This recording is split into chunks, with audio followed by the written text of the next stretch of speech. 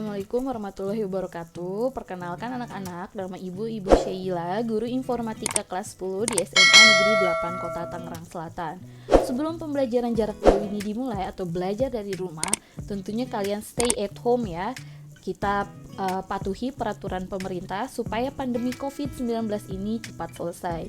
Ada pesan yang Ibu ingin sampaikan melalui gerakan masyarakat hidup sehat atau disingkat dengan GERMAS, yaitu dengan jaga diri kalian sendiri dan keluarga dari virus corona. Yang pertama itu makan dengan gizi yang seimbang ya anak-anak. Kedua, rajin olahraga dan istirahat yang cukup. Ketiga, cuci tangan menggunakan sabun. Atau jika berada di luar rumah selalu siap sedia hand sanitizer ya. Keempat, gunakan masker apabila kalian batuk atau berbicara dengan orang lain. Masker ini bukan sekedar aksesoris ya. Masker ini bisa melindungi kalian dari droplet asing ya. Jadi pernapasan kalian, hidung dan mulut itu terjaga. Jangan lupa juga berdoa ya anak-anak. Jadilah pribadi yang rendah hati, tidak egois, tidak marah-marah dan selalu sabar. Kita doakan supaya pandemi ini cepat selesai. Ibu doakan semoga kalian semua selalu dilindungi oleh Tuhan Yang Maha Esa.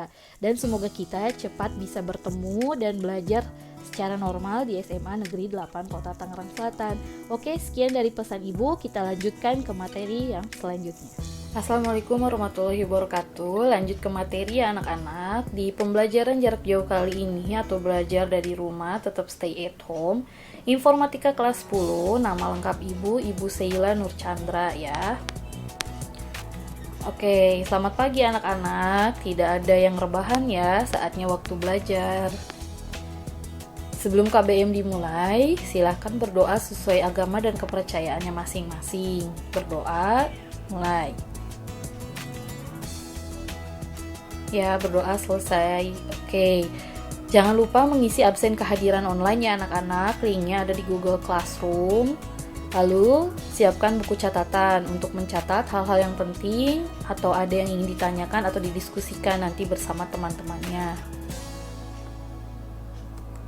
Nah, peraturan di kelas informatika itu dalam berdiskusi gunakan bahasa Indonesia yang baik dan sopan. Mohon maaf kepada anak-anak yang sebelumnya yang sering menggunakan bahasa dari kebun binatang, kita kurangin ya anak-anak, karena belajar itu proses menuju ke arah yang lebih baik. Kemudian selama pembelajaran berlangsung dilarang tidur ya, kaum rebahan kita duduk dulu sebentar. Tidak ada yang mendengarkan musik, dengarkan penjelasan yang Ibu paparkan. Tidak ada yang main game ya, dan melakukan hal-hal yang mengganggu kegiatan belajar mengajar lainnya. Oke, hari ini kompetensi dasar dan indikator pencapaian kompetensinya yaitu tentang mengenal lebih dalam integrasi antar aplikasi Office, yaitu ada 3 anak-anak. Ada pengolah kata, angka, dan presentasi.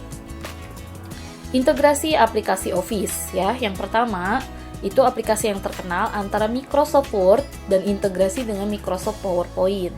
Yang kedua, itu integrasi antara Microsoft Word dengan Microsoft Excel.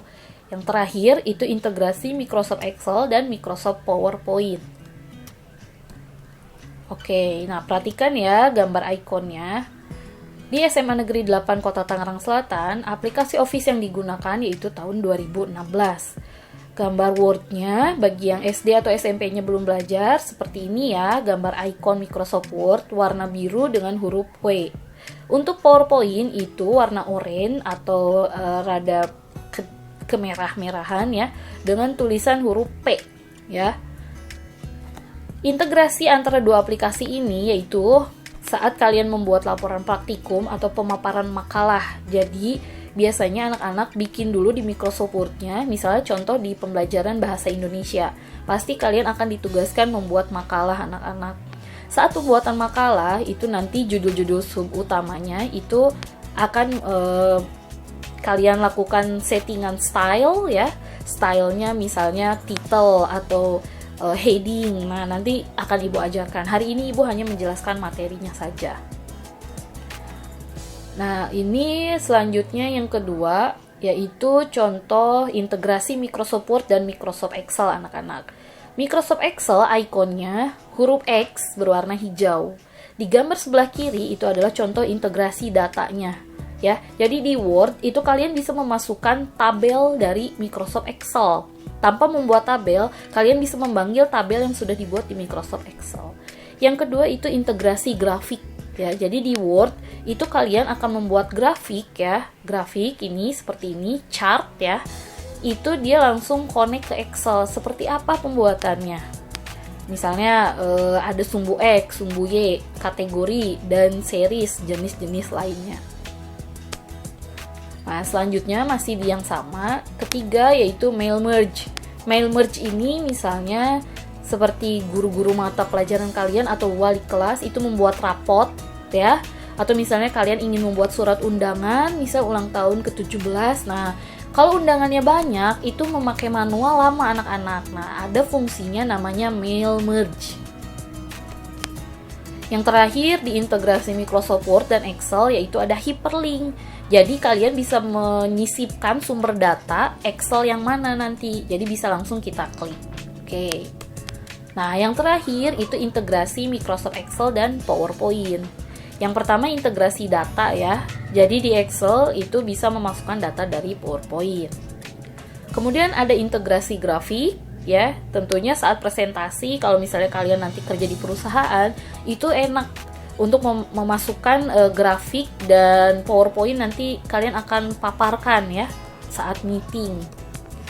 Nah, yang terakhir itu ada hyperlink sama seperti tadi. Jadi kalian bisa memasukkan sumber datanya. Nah, oke, penjelasan dari Ibu cukup sekian ya anak-anak. Bagi yang mau diskusi bisa dipakai diketik di kolom komentar dari YouTube atau di Google Classroom. Nanti akan Ibu bahas bersama-sama ya.